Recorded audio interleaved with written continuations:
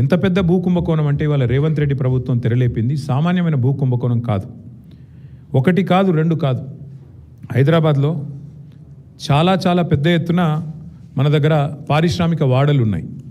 ఉదాహరణకి హైదరాబాద్ నడిబొడ్డున Azamabad industrial area ఉంటుంది.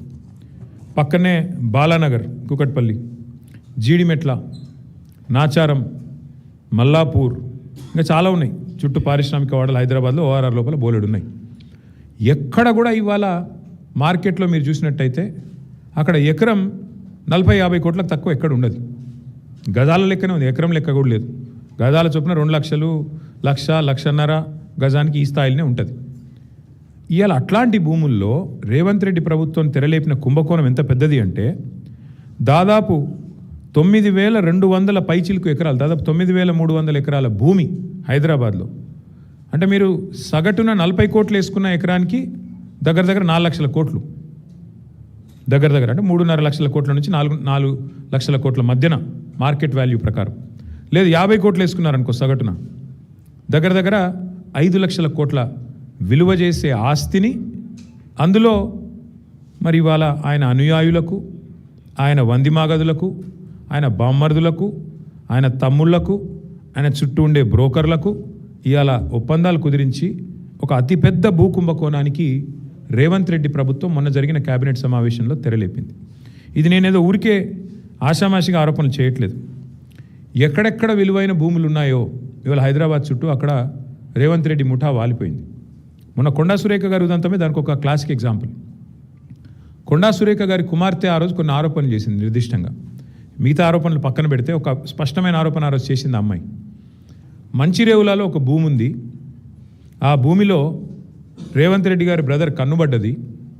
అందుకే ముఖ్యమంత్రి గారు జపాన్లో ఉంటే కూడా మేము అక్కడ ఆ భూమి కాడికి పోయేందుకు ఎండోమెంట్స్ రోడ్డు పర్మిషన్ ఇస్తే, ఎండోమెంట్స్ వాళ్ళు ఉన్న భూమిలోకి వెళ్ళి రోడ్డు పర్మిషన్ ఇస్తే ముఖ్యమంత్రి గారు జపాన్లో ఉండి కూడా ఆ ఫైల్ తెప్పించుకొని ఆపేసిండు. అంటే ఒక రియల్ ఎస్టేటు దందా చేసేవాడు ముఖ్యమంత్రి అయితే ఏమవుతుంది అంటే ఒక ఇది అవుతుంది. ఇలా ఆయన ఆలోచన అంతా కూడా భూముల చుట్టూ, భూమి చుట్టే పరిభ్రమిస్తూ ఉన్నది. ఇవాళ జరుగుతున్నది ఏంటి అంటే పక్కన బుద్వేల్లో మూసీ ప్రాజెక్టు పేరు మీద అక్కడ కుంభకోణం. అట్లాగే మెట్రోలో భూమి మీద కన్నేసే మెట్రో CFOని బెదిరించి L&Tని మెట్రోలోకి వెళ్ళి ఎలగొట్టిండు. 1-2 కాదు నేను చెప్పేది, ఉదంతాలు మీరు చూడండి, ఒక ప్యాటర్న్ చూడండి.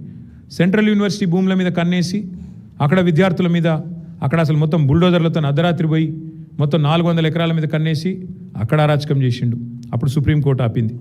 అట్లాగే ఈరోజు సేమ్ థింగ్ 9,292 ఎకరాల పారిశ్రామిక భూముల మీద కన్నేసి రేవంత్ రెడ్డి గారు, ఆయన ప్రభుత్వం ఇవాళ Hyderabad industrial lands transformation policy అనే పేరిట భూములను కొల్లగొట్టే కుంభకోణానికి తెరలేపిండు. ఇక్కడ సింపుల్గా నేను చెప్పే లెక్క మళ్ళొకసారి అర్థం చేసుకోండి. ఈ 9,292 ఎకరాలు మొత్తం కూడా ప్రభుత్వ భూమి. ప్రభుత్వం పారిశ్రామికవేత్తలకు మీరు పరిశ్రమ పెట్టండి అని ఇచ్చిన భూమి. అడ్డికి పావు షేరు, అంటే మార్కెట్ విలువ రూపాయి అయితే 10 పైసలకో రూపాయల 1 పైసకో ఇచ్చిన భూమి ఇది. ఇలా భూమి విలువ పెరిగింది, 10 రెట్లు పెరిగింది, 100 రెట్లు పెరిగింది, 1000 రెట్లు పెరిగింది. పెరిగిన ఆ భూమి విలువను, పెరిగిన ఆ భూములను ఇవాళ ATMగా దాన్ని పేటీఎంగా మార్చుకునే ప్రయత్నమే రేవంత్ రెడ్డి గారు చేస్తూ ఉన్నారు. అంటే 4.5 లక్షల కోట్ల విలువైన భూమిని ఇవాళ కొల్లగొట్టి దానికి ఇవాళ పెట్టిన స్కీమ్ కూడా మీరు చూడండి, పాలసీ ఎట్లా పెట్టినా కూడా నేను చెప్తాను మీకు. అంటే ఈ స్కామ్ అర్థం కావాలంటే మీరు కొద్దిగా చరిత్రలోకి